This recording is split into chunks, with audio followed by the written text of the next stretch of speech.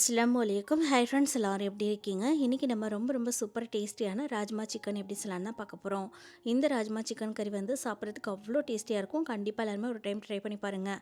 வீட்டில் இருக்க பேசிக் மசாலா வச்சு குயிக்காக ரெடி பண்ணிடலாம். இது வந்து மந்தி biryani, normal biryani, jeera rice, variety rice, அப்படி இல்லைனா வந்து பார்த்திங்கன்னா நார்மல் ரைஸோட சாப்பிட்றதுக்குமே நல்லாயிருக்கும். அது மட்டும் இல்லாமல் சப்பாத்தி, பரோட்டா, பூரி கூட சாப்பிட்றதுக்குமே ரொம்ப சூப்பராக இருக்கும். கண்டிப்பாக ட்ரை பண்ணிவிட்டு ஃபீட்பேக் சொல்லுங்கள். இப்போ வாங்க எப்படி செய்யலான்னு பார்க்கலாம். அதுக்கு வந்து பார்த்திங்கன்னா 5 மணி நேரம் ஊற வச்சுருக்க ராஜ்மா எடுத்திருக்கேன். ராஜ்மா வந்து ஊறுறதுக்கு கொஞ்சம் டைம் எடுக்கும்.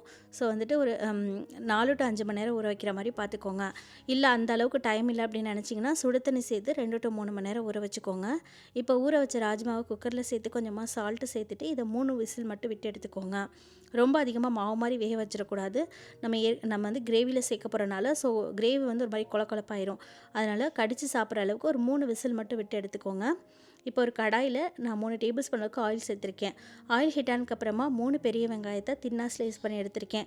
அதையும் சேர்த்துட்டு நல்லா வந்து வெங்காயம் கலர் மாறுறது வரை ஃப்ரை பண்ணிக்கோங்க. இந்த அளவுக்கு வெங்காயம் நல்லா கேரமல் ஆகி வரணும். ஸோ இப்போ இது கூட நம்ம சிக்கன் ஆட் பண்ணிக்கலாம். நான் 800 கிராம் அளவுக்கு சிக்கனை வந்துட்டு நல்லா வாஷ் பண்ணி தண்ணி வடிய விட்டு எடுத்திருந்தேன். அந்த சிக்கனை இது கூட ஆட் பண்ணிவிட்டு நல்லா வந்து ஒரு டைம் மிக்ஸ் பண்ணி விட்டுக்கலாம். இப்போ ராஜ்மா வந்து நான் 300 கிராம் அளவுக்கு எடுத்திருக்கேன். சிக்கன் வந்து 800 கிராம் அளவுக்கு எடுத்திருக்கேன். நம்ம சேர்க்க போகிற மசாலாவுக்கு இது ரெண்டுமே வந்து கரெக்டான குவான்டிட்டியாக இருக்கும். நீங்கள் அதிகமாக சிக்கன் ராஜ்மாலாம் சேர்க்குறீங்க அப்படின்னா அதுக்கு தகுந்த மாதிரி வெங்காயம், தக்காளி, மசாலாவோட அளவெல்லாம் கூட்டி கொடுத்துக்கோங்க. இப்போ வந்து இது கூட 2.5 டேபிள் ஸ்பூன் அளவுக்கு நான் இஞ்சி பூண்டு பேஸ்ட்டும் ஆட் பண்ணிக்கிட்டு இது கூட 4-5 பச்சை மிளகாவை கீரி ஆட் பண்ணிக்கிறேன். இது எல்லாத்தையுமே ஒன்றா சேர்த்து நல்லா மிக்ஸ் பண்ணி விட்டுக்கோங்க. வெங்காயத்துலேயே வந்து இந்த சிக்கன் இதெல்லாம் வதங்கும் போது நல்ல ஒரு ஸ்மெல் கொடுக்கும். ஸோ நல்லா வந்து கலந்து விட்டுட்டே இருங்க. சிக்கன் வந்து லைட்டாக கலர் மாதிரி வரணும். இந்த அளவுக்கு கலர் மாதிரி வந்ததுக்கப்புறமா இப்போ இது கூட நம்ம கட் பண்ணி வச்சுருக்க உருளைக்கிழங்கு ஆட் பண்ணிக்கலாம். உருளைக்கிழங்கு வந்து பார்த்திங்கன்னா கிரேவிக்காக தான் நான் ஆட் பண்ணியிருக்கேன். உங்களுக்கு விருப்பப்பட்டால் மட்டும் நீங்கள் ஆட் பண்ணிக்கோங்க. இது வந்து ஆப்ஷனல் தான். ஸோ உருளைக்கிழங்கு வந்து பார்த்திங்கன்னா நான் 2 உருளைக்கிழங்கு க்யூபாக கொஞ்சம் பெரிய க்யூபாக கட் பண்ணி சேர்த்துக்கிட்டேன்.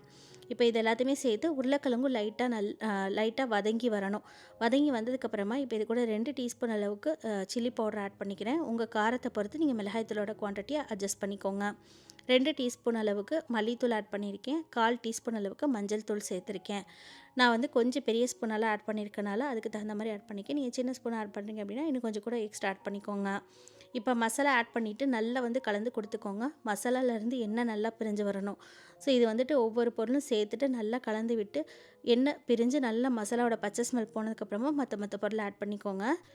மசாலா வந்து இப்போ நல்லாவே வதங்கி எண்ணெய் பிரிஞ்சு வந்திருக்கு. இந்த டைமில் நம்ம அரைச்சி வச்சுருக்க தக்காளி ஆட் பண்ணிக்கலாம். தக்காளி வந்து பார்த்திங்கன்னா 3 மீடியம் சைஸ் அளவுக்கு தக்காளியை நல்லா மிக்சியில் வந்து அரைச்சி வச்சுருக்கேன். ஃபைன் பேஸ்ட்டாக அரைச்சி ஆட் பண்ணிக்கோங்க. அப்போ தான் கிரேவி நமக்கு நல்லா ஸ்மூத்தாக கிடைக்கும்.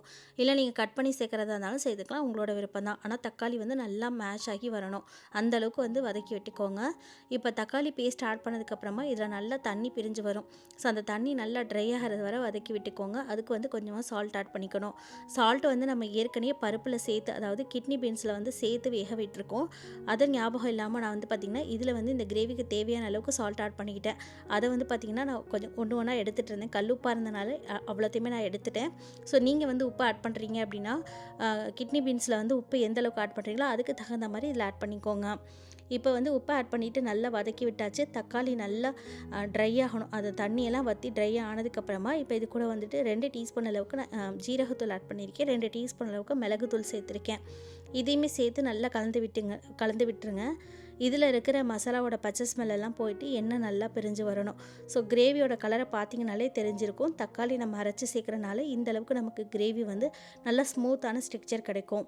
இப்போ வந்து கிட்னி பீன்ஸ் வந்து பார்த்திங்கன்னா நல்லாவே வெந்து வந்திருக்கு. ஸோ கிட்னி பீன்ஸை வந்து ரொம்ப அதிகமாக வேக விட்டுறாதீங்க. ஜஸ்ட் கடித்து சாப்பிட்ற அளவுக்கு வேக விட்டுக்கோங்க. நீங்கள் ரொம்ப குலைவாக வேக விட்டுட்டிங்க அப்படின்னா கிரேவி வந்து ஒரு மாதிரி கொழப்பாயிரும், டேஸ்ட்டும் நல்லா இருக்காது.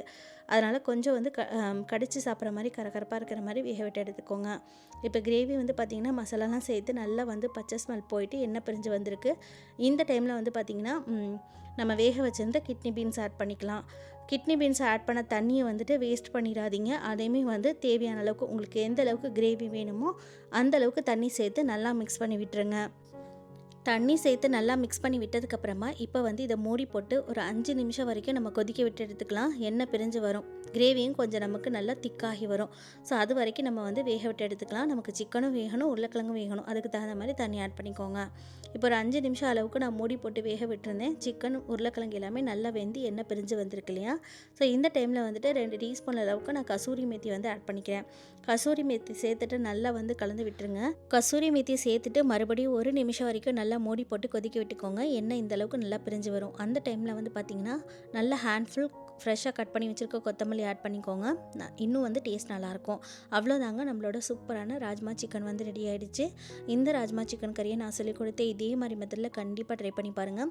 இதில் அதிகமான மசாலா இருக்காது, பட் டேஸ்ட் வந்து பார்த்திங்கன்னா அவ்வளோ சூப்பராக இருக்கும். மந்தி பிரியாணியோட கண்டிப்பாக ட்ரை பண்ணி பாருங்கள். அப்படி இல்லைனா வந்து ஜீரா ரைஸோட ட்ரை பண்ணி பாருங்கள். சப்பாத்தி கூடயும் ரொம்ப நல்லா இருந்தது. ட்ரை பண்ணி பார்த்துட்டு இதோட டேஸ்ட் எப்படி வந்துச்சு அப்படிங்கிறத மறக்காமல் ஃபீட்பேக் சொல்லுங்கள். வீடியோவை மறக்காமல் லைக் பண்ணிக்கோங்க. உங்கள் ஃப்ரெண்ட்ஸ் அண்ட் ஃபேமிலி கூடயும் ஷேர் பண்ணிக்கோங்க. இதே மாதிரி வேறு ரெசிபியோட மீட் பண்ணது வரைக்கும் பாய். அஸ்ஸலாமு அலைக்கும்.